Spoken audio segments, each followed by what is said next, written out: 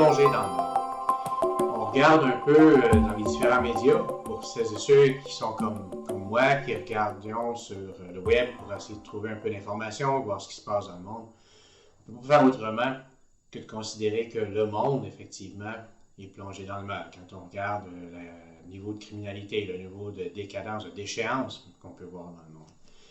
Jean, déjà, l'apôtre Jean, avait écrit à son époque, en son temps, déjà une chose importante qui fait simplement se manifester encore davantage. Aujourd'hui, allons voir dans le premier épître de Jean,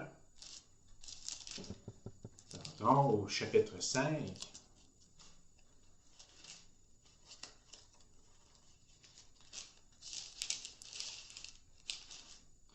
Donc, 1er Jean, chapitre 5, les versets 18 et 19.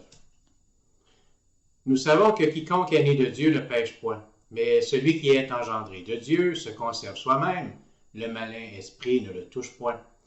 Nous savons que nous sommes nés de Dieu, mais tout le monde est plongé dans le mal. Déjà, Jean, à son époque, nous disait que celui qui est né de Dieu, c'est évident, celui qui est né de Dieu ne pêche point, ne vit pas dans le péché, mais celui qui est engendré de Dieu se conserve aussi lui-même, et le malin esprit ne le touche point. Le malin esprit ne peut pas nous habiter. Donc, par contre, ce que ça nous dit, verset 19, c'est que nous, on est nés de Dieu, mais nous savons que tout le monde est plongé dans le mal. Le monde, on pourra en discuter éventuellement de ce qui se passe un peu dans le monde face aux prophéties des temps de la fin, pour essayer de regarder ensemble quelques points qui nous ont été laissés, à tout le moins pour connaître les temps où on se trouve. On pourra regarder ça dans une prochaine vidéo. Pour le moment, mon intention, c'était plutôt de vous amener à regarder avec moi, lorsqu'on regarde le monde, lorsqu'on regarde où sont rendus nos gouvernements, de quelle façon nos gouvernements, à tout le moins ici au Canada, certainement vous pourrez faire le même parallèle avec vos propres gouvernements, là où vous êtes, dans votre propre pays. Mais on va regarder ce qu'on peut vivre, nous, ici, à petite échelle au Canada. Romains, l'épître de Romains, que Paul nous a laissé, nous parle de ce que sont les autorités, la façon dont Dieu a placé les autorités, à quoi servent les autorités. Romains au chapitre 13. Romains au chapitre 13, on va lire ensemble les 7 premiers versets. Que toute personne soit soumise aux puissances supérieures, car il n'y a point de puissance qui ne vienne de Dieu, et les puissances qui subsistent sont ordonnées de Dieu. C'est pourquoi celui qui résiste à la puissance résiste à l'ordonnance de Dieu, et ceux qui y résistent feront venir la condamnation sur eux-mêmes. Car les princes ne sont point à craindre pour de bonnes actions, mais pour de mauvaises. Or, veux-tu ne point craindre la puissance? Fais bien, et tu en recevras de la louange. Car le prince est le serviteur de Dieu pour ton bien, mais si tu fais le mal, crains, parce qu'il ne porte point l'épée vainement. Car il est le serviteur de Dieu, ordonné pour faire justice et punissant celui qui fait le mal. C'est pourquoi il faut être soumis non seulement à cause de la punition, mais aussi à cause de la conscience, car c'est aussi pour cela que vous leur payez des tributs, parce qu'ils sont les ministres de Dieu s'employant à rendre la justice. Rendez donc tous ce qui leur est dû, à qui le tribut, à qui le péage, à qui la crainte, à qui l'honneur. Paul mentionne que les autorités, c'est Dieu qui les a placées pour faire respecter la loi, l'ordre, la justice, pour rendre justice aussi à celles et ceux qui sont victimes de ces gens-là. Oui, on doit être soumis aux autorités. En autant, comme on peut le voir dans les Actes des Apôtres, dès les tout débuts, lorsque Pierre a été arrêté d'enseigner publiquement, a été amené devant les religieux de son époque, les chefs religieux de son époque, et ils lui ont demandé expressément de se taire, de ne plus parler au nom de Jésus, de ne plus parler de cette mort à la croix et de sa résurrection. Pierre a été clair dans sa réponse. Il a dit, à qui devons-nous obéir? À Dieu ou aux hommes? Il n'y a aucune contradiction ici entre la réponse de Pierre et ce que Paul nous donne comme information, parce qu'effectivement, les gouvernements sont là pour ça, pour faire respecter la loi et l'ordre. Par contre, on n'a pas à obéir à toute règle ou toute loi si ces règles ou ces lois-là nous amènent en désobéissance à la parole de Dieu. Ici au Canada, il y a plusieurs années quand même, il y a plusieurs années, il y a eu position qui a été prise de notre gouvernement légalisant l'avortement. Pourtant, l'avortement, c'est un crime, c'est un meurtre, puisqu'on tue un enfant qui n'est pas né, c'est certain, il est dans le sein de sa mère. Mais plusieurs disent que un embryon, c'est pas un être humain, un embryon n'a pas le droit à sa propre vie, il n'a pas le droit à sa propre sécurité. Ce qui est important, c'est la mère. La mère a le droit de juger, elle, de ce qui est bon pour son corps, puis elle a le droit de faire avec son corps.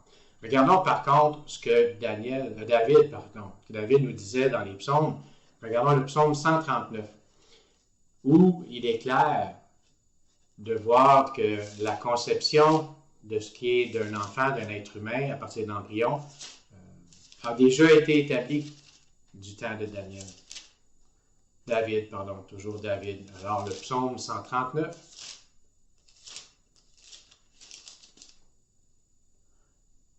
Lisons les versets 13 à 16. « Or, tu as possédé mes reins dès que tu m'as enveloppé au ventre de ma mère. Je te célébrerai de ce que j'ai été fait d'une si étrange et si admirable manière. Tes œuvres sont merveilleuses et mon âme le connaît très bien. L'agencement de mes os ne t'a point été caché lorsque j'ai été fait en un lieu secret, et façonné comme de broderie dans les balieux de la terre. Tes yeux m'ont vu quand j'étais comme un peloton, et toutes ces choses s'écrivaient dans ton livre au jour qu'elles se formaient, même lorsqu'il n'y en avait encore aucune. Même lorsqu'il n'y avait encore aucune vie en lui, déjà Dieu avait écrit dans son livre ce qui s'en viendrait pour son serviteur. Mais tout ça se révèle aussi pour les hommes. Parce que ce qu'il nous dit, c'est que l'agencement de mes os ne t'a point été caché. Donc, même l'embryon, lorsqu'il commence à se développer, c'est quelque chose qui n'était pas caché aux yeux de Dieu. Lorsqu'il a été formé à l'intérieur du sein de sa mère, lorsque même il a été brodé, il a été façonné comme une broderie dans les bas lieux de la terre. Donc, il était vraiment caché aux yeux de Dieu. Et ce que ça nous dit ici, c'est que déjà, on parle ici d'un être vivant que Dieu connaissait et qui avait déjà écrit sa vie. La même raison, la même chose aussi, quelle a été la position de notre gouvernement face à un autre péché que Dieu condamnait, soit l'homosexualité. Il a rendu maintenant légale l'homosexualité et même on voit aujourd'hui, ça va encore plus loin parce qu'on s'en va même à nous forcer à adopter que de vouloir changer de genre. Il n'y a aucun problème. Les gens peuvent d'un jour, en se levant le matin, décider maintenant, aujourd'hui, je ne serai pas un homme, je vais être une femme. Et il y a plusieurs lois déjà qui sont en train de passer au Canada, en Ontario, entre autres, et dans l'Ouest, mais qui s'en viennent tranquillement à être adoptées au niveau du fédéral, qui va nous forcer à accepter aussi, comme ils nous ont forcé à accepter l'avortement, comme ils nous ont forcé aussi à accepter l'homosexualité comme étant une chose normale. Hein? On a accepté le mariage des personnes, des conjoints de même sexe. Alors, regardons ce que Dieu, lui, avait à dire concernant ce principe-là de l'homosexualité. On va regarder dans Lévitique, lorsque Dieu donna sa loi aux hommes, à Israël, Lévitique au chapitre 18, où Dieu nous traite, entre autres, de plusieurs lois concernant les mariages illicites. Pourtant, il nous dit que le père ne mariera pas sa fille. Et ces choses-là, on y croit et on les conserve encore comme étant l'inceste, comme étant un crime pourtant au Canada. Mais ce qu'ils ont décidé de faire, c'est de retirer une portion de la loi que Dieu avait donnée pour légaliser le péché davantage, pour le normaliser, pour le rendre comme quelque chose de courant, de naturel. Alors, on disait le chapitre 18 de Lévitique, au chapitre 18, les versets 22 à 25. Ici, il nous dit « Tu n'auras point aussi accompagné d'un mâle, c'est une abomination. Tu ne t'approcheras point aussi d'aucune bête pour te souiller avec elle, et la femme ne se prostituera point à une autre bête, c'est une confusion. Ne vous souillez point en aucune de ces choses, car les nations que je m'avais chassées devant vous se sont souillées en toutes ces choses, dont la terre a été souillée, et je m'en vais punir sur elle son iniquité, et la terre vomira ses habitants. » Lorsque Dieu dit « je vais punir la terre de son iniquité », on comprend aussi de ce qui s'est passé à l'époque avec Noé. Dieu voyait la méchanceté, la criminalité sur toute la terre, et qu'est-ce que Dieu a voulu faire? Il a voulu détruire la planète entière. Mais il est arrivé où Dieu, après avoir pris cette décision, il a vu qu'il y avait une famille qui était juste. Il y avait Noé qui était juste avec sa famille. Il a décidé de sauver cet homme de cette condamnation de cette destruction que Dieu se préparait à porter sur la terre. Lorsque le déluge a été terminé, lorsque les eaux se sont résorbées, Dieu a pris une entente, a pris déjà une alliance avec la terre, avec les êtres humains, en ce qui a trait du fait qu'il ne détruirait plus la terre par l'eau. Allons voir dans Genèse, dès les débuts dans Genèse, au chapitre 9, où Dieu nous dit qu'il maintenant, il va adopter maintenant une nouvelle alliance, il va faire maintenant une nouvelle alliance avec le monde, avec les hommes, concernant une destruction par l'eau. Alors oui, Genèse 9, les versets 11 à 18. « J'établis donc mon alliance avec vous, et nulle chair ne sera plus exterminée par les eaux du déluge, et il n'y aura plus de déluge pour détruire la terre. Puis Dieu dit, c'est ici le signe que je vous donne de l'alliance entre vous et moi, et entre toute créature vivante qui est avec vous pour durer à toujours. Je mettrai mon arc en la nuée, et il sera pour signe de l'alliance entre moi et la terre. Et quand il arrivera que j'aurai couvert la terre de nuée, l'arc paraîtra dans la nuée, et je me souviendrai de mon alliance qui est entre moi et vous, et entre tout animal qui vit en quelque chair que ce soit, et les eaux ne feront plus de déluge pour détruire toute chair. L'arc, donc, sera dans la nuée, et je le regarderai afin qu'il me souvienne de l'alliance perpétuelle entre Dieu et tout animal vivant en quelque chair qui soit sur la terre. » Qu'a fait la communauté gay? A poussé encore l'odieux encore plus loin. Non seulement ils nous ont forcés par les gouvernements, par les pressions qu'ils ont faites, d'accepter le style de vie d'homosexualité, ils ont pris ce que Dieu avait mis de plus précieux. Ils ne voulaient plus détruire la terre par un déluge. Ils ont pris les couleurs de l'arc-en-ciel, ils ont pris cette image-là de l'arc-en-ciel pour en faire leur propre symbole. C'est tout de même terrible de voir une chose comme celle-là.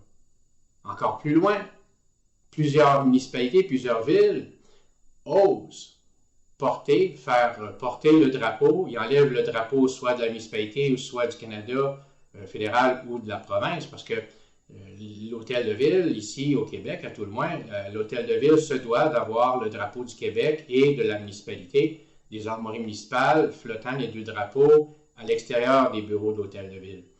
Alors, eux, ce qu'ils font, ils retirent un des drapeaux pour y apposer le drapeau aux couleurs de l'arc-en-ciel gay, le drapeau des homosexuels qui valorise l'homosexualité. Même, on a pu voir dans les médias, dans la dernière année de règne de Barack Obama, il avait illuminé la Maison-Blanche, il avait éclairé la Maison-Blanche aux couleurs de l'arc-en-ciel. Alors, pour montrer son appui à cette communauté. On n'est plus dans les temps où l'homosexualité doit être punie par crime, par un meurtre, parce que ce que Dieu nous dit, oui, tous ont péché, tous on est privés de la gloire de Dieu, donc qu'on soit menteur, fraudeur, idolâtre, peu importe, homosexuel, peu importe. Ce que Dieu nous dit, c'est qu'aucune de ces personnes-là pourrait entrer dans le royaume de Dieu.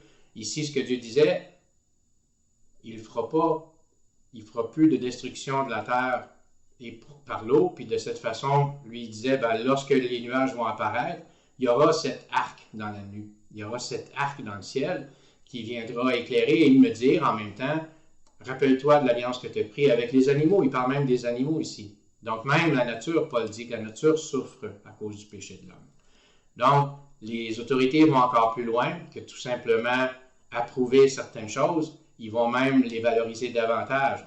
On voit ici au Canada, Justin Trudeau, notre premier ministre actuel, est un des rares premiers ministres à participer à peu près à toutes les parades de la fierté gay. Puis quand on regarde et qu'on entend, on peut lire des informations à ce niveau-là dans les parades. La majorité des parades, maintenant, il y en a plusieurs où les gens sont complètement dénudés, complètement nus dans les rues. Puis ces gens-là, ces gens au niveau autant municipaux que dans les gouvernements provinciaux ou le gouvernement fédéral, vont là participer à ces choses. Pourtant, Paul disait, à la fin des temps, les gens vont s'adonner à leur volupté en plein jour. Ils n'auront aucune honte. Dieu, pourtant, a détruit un endroit, Sodome et Gomorrhe, qui, eux, pratiquaient l'homosexualité. Sodome et Gomorrhe, dans le livre de la Genèse, au chapitre 19, On le voit à partir du chapitre 18, on peut voir l'histoire où Dieu commence à discuter un peu en ce qui a trait à le sort qui était réservé à Sodome et Gomorrhe, du fait qu'il ne pouvait pas cacher à Abraham le fait qu'il voudrait détruire cet endroit-là à cause du taux de criminalité qui était là, à cause des abominations qui se faisaient là au niveau sexuel. Alors, qu'est-ce que Dieu a dit? Je ne pourrais pas cacher ça à Abraham, quand même, mon serviteur, de ce que je veux faire. Alors, il y a une négociation qui se fait entre Abraham et entre Dieu. Dieu dit, voyons, s'il y a 50 justes, détruirais-tu l'endroit? Dieu dit, non, s'il y en a 50, je ne le ferai pas. Puis Abraham continue en disant, bon, ok, ben s'il y en a 40. Et il continue comme ça parce que Abraham savait très bien dans ce dans quoi Lot avait à vivre. Hein? La parole de Dieu nous dit que même Lot torturait son homme de juste à voir ce qui se passait autour de lui. Alors Abraham négociait avec Dieu de cette façon-là en disant, ben, quand même, il y aurait juste un juste, est-ce que tu vas détruire? Alors Dieu il a préféré sortir Lot de là, il a envoyé des anges. Ici, vous regardez au chapitre 19 de la Genèse, on y raconte de quelle façon Lot, les anges sont allés pour avertir Lot et quel a été l'accueil des gens. Les gens, on peut le lire, on va aller voir Genèse chapitre 19. Regardons les 5 premiers versets. Alors, sur le soir, les 2 anges vinrent à Sodome, et Lot était assis à la porte de Sodome, et les ayant vus, il se leva pour aller au-devant d'eux, et se prosternant le visage en terre, il leur dit, « Voici, je vous prie, mes seigneurs, retirez-vous maintenant dans la maison de votre serviteur, et logez-y cette nuit.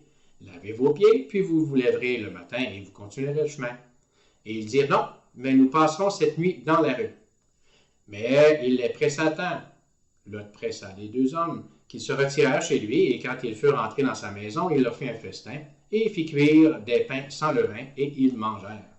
Mais avant qu'ils allassent se coucher, les hommes de la ville, les hommes de Sodome, environnèrent la maison depuis le plus jeune jusqu'au vieillard, tout le peuple depuis un bout jusqu'à l'autre, et appelant Lot, ils lui dirent, « Où sont ces hommes qui sont venus cette nuit chez toi? Fais-les sortir afin que nous les connaissions. » Connaître, on comprend très bien le sens du mot connaître. Connaître, l'homme quittera son père et sa mère, ne seront qu'une seule chair.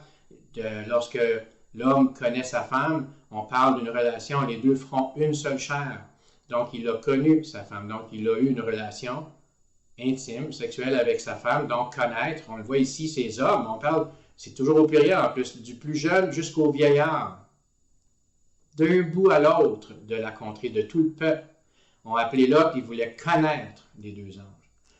Alors, je vous encourage à lire cette histoire-là. Vous allez voir tout de même assez terrible dans les détails ce que ces hommes ont voulu faire et comment Lot, lui, a voulu essayer de préserver la vie de ces anges-là. Mais Dieu avait son plan qui a été accompli parfaitement. Paul nous parle de la condition des gens, entre autres, qui sont ceux, comme on parlait tantôt, je parlais tantôt des gens qui seront pas aptes, pas dignes d'aller dans le royaume des cieux pour l'éternité. Alors, allons voir ce que Paul énumère comme condition dans 1 Corinthiens au chapitre 6.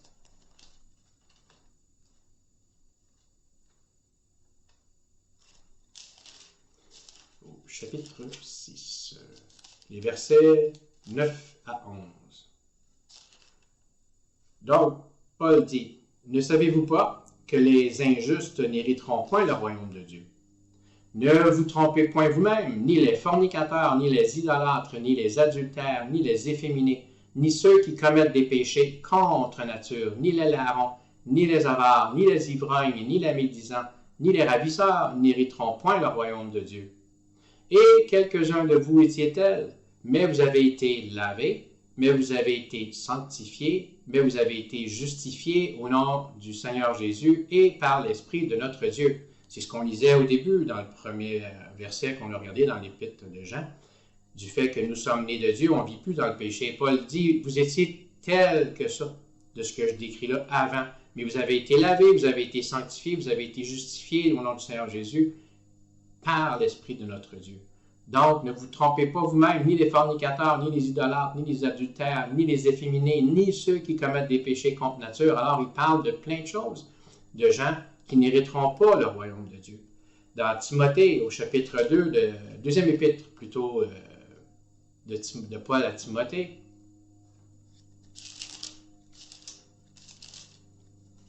Paul nous parle à nouveau de ce que sera cette fin des temps. Versets 1 à 5. Donc Paul dit, Or, sache ceci qu'au dernier temps, il surviendra des temps fâcheux. Car les hommes seront idolâtres d'eux-mêmes, avares, vains, orgueilleux, blasphémateurs, désobéissants à leur père et à leur mère, ingrats, profanes, sans affection naturelle, sans fidélité, calomniateurs, incontinents, cruels, haïssant les gens de bien, traîtres, téméraires, enflés d'orgueil, amateurs de volupté plutôt que de Dieu, ayant l'apparence de la piété, mais en ayant renié la force. Éloigne-toi donc de tels gens. Paul nous dit quoi?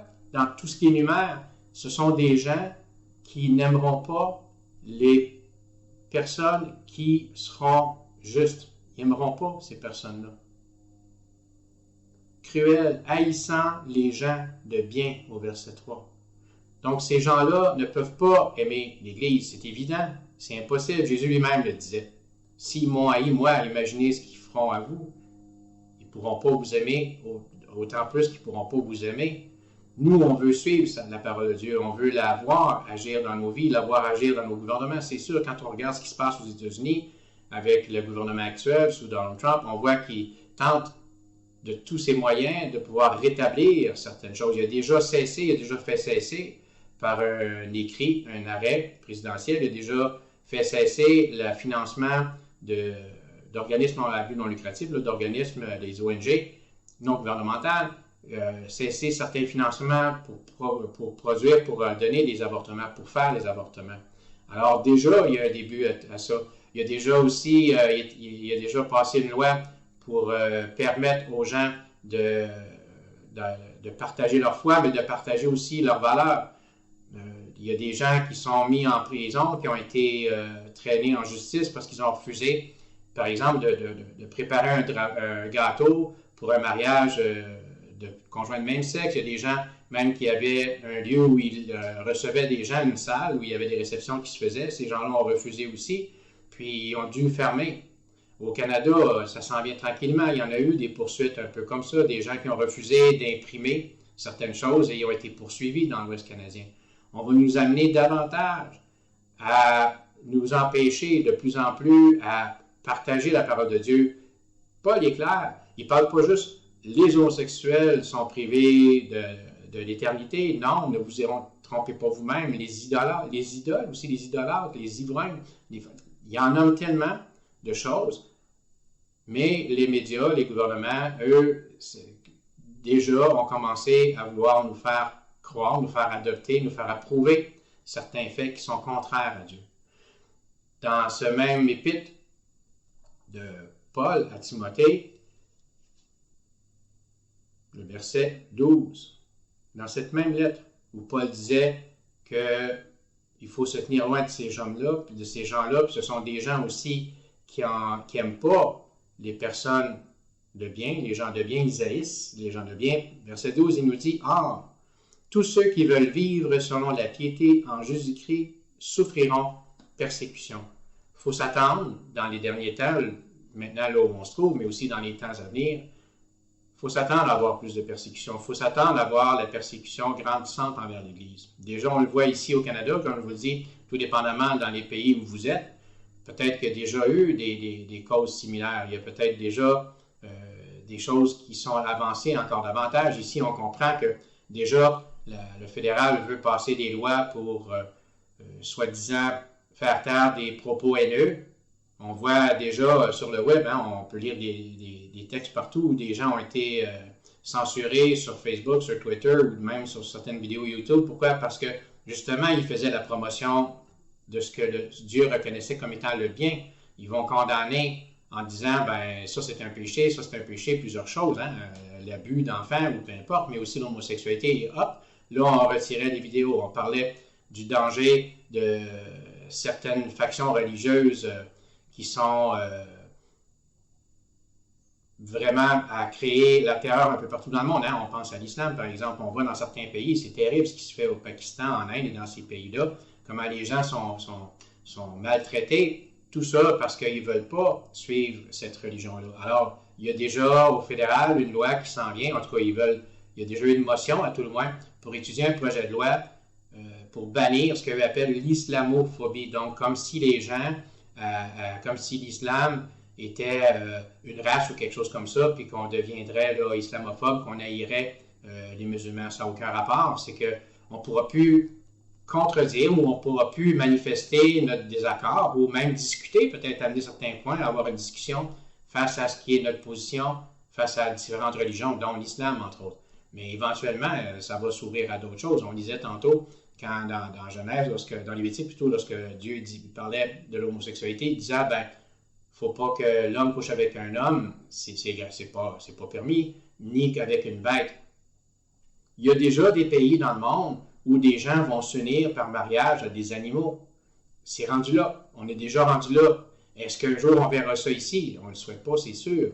Mais lorsque Dieu dit que dans la fin des temps, la génération des temps de la fin n'aura rien de comparable à ce qu'aura été Sodome et Gomorrhe, que la condamnation de la génération de la fin sera plus grande que celle que Sodome et Gomorrhe a subie, que la génération de la fin aussi sera encore plus comparable à ce qui était du temps de Noé. Hein? On voit Dieu a voulu détruire par le déluge parce qu'il y avait trop de méchanceté, trop de criminalité, trop de désordre sur la terre. Alors, il nous dit à la fin des temps, ça ressemblera un peu à ça. On n'est pas encore dans les temps de la fin. C'est certainement pas aujourd'hui ou demain que tout va cesser. Il reste encore plein de prophéties à s'accomplir. Il y en a une importante qui est à se préparer maintenant. Et c'est ce qu'on regardera ensemble, si Dieu le permet, qu'il nous prête souffle, qu'il nous prête vie. Hein? Si Dieu nous prête vie, dans les prochaines semaines, on pourra regarder ensemble une prophétie importante concernant Israël, entre autres. Là où on est rendu avec le rétablissement d'Israël, avec le rétablissement de ce que Jésus disait lorsqu'il sera dit « paix et sûreté sur toute la terre », on comprend paix et sûreté aussi, hein, surtout pour Israël. Alors on pourra regarder ça ensemble. Et d'ici là, moi, je vous encourage à lire votre Bible, à lire la parole de Dieu, à écouter ce que Dieu a à vous dire. Laissez-vous instruire. Rentrez en contact avec des frères et des sœurs. Partagez ensemble ces points de vue. On pourra en discuter. Si vous voulez nous écrire, faites-le, c'est sûr. Partagez-nous vos commentaires sur ce sujet d'aujourd'hui ou des autres vidéos. Ou est-ce que vous auriez un sujet peut-être en particulier dont vous aimeriez traiter, voire être traité ensemble? On pourra le faire, c'est avec joie. Alors, prenez votre parole, prenez votre Bible, lisez dedans. Soyez transformés. Soyez complètement transformés. Écoutez ce que Dieu a à vous dire. Et oui, certainement, partagez cette vidéo. Inscrivez-vous à notre chaîne si ce n'est pas déjà fait. Et certainement, en lisant votre parole, soyez abondamment bénis.